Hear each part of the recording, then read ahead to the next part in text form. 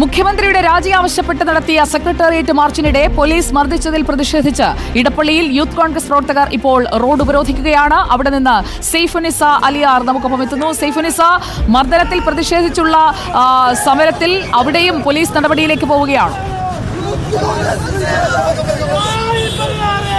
തീർച്ചയായും സുജയ, അല്പസമയം മുൻപാണ് യൂത്ത് കോൺഗ്രസ് കൊച്ചി സേലം ദേശീയപാത ഇടപ്പള്ളി ടോളിന് സമീപത്ത് വെച്ച് ഉപരോധിച്ചത്. ഉപരോധം റോഡിന് നടുവിൽ കയറി നിന്നുള്ള റോഡ് ഉപരോധമായിരുന്നുവെങ്കിലും പോലീസ് പല ഭാഗങ്ങളിലേക്കായി വണ്ടി വഴിതിരിച്ചു വിടുകയായിരുന്നു. ഇതിനിടെ പ്രവർത്തകർ കൊണ്ടുവന്ന മുഖ്യമന്ത്രി പിണറായി വിജയന്റെ കോലം കത്തിക്കാൻ ഒരു ശ്രമം നടത്തി.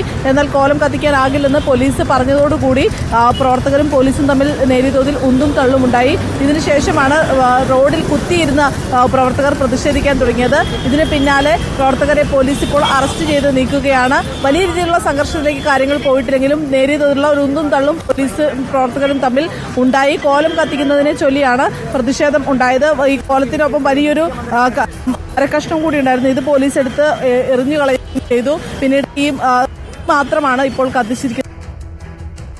പോലീസുമായി ഒന്നും തള്ളും ഉണ്ടായിരിക്കുന്നു. യൂത്ത് കോൺഗ്രസിന്റെ പ്രതിഷേധം ഇടപ്പള്ളിയിൽ നടക്കുന്നു. സൈഫുനിസ, തുടരാം. ഒരു പോലീസ് നടപടിയിലേക്ക് പോവുകയാണോ? സുജയ, ഇപ്പോൾ കാര്യങ്ങൾ ശാന്തമായി.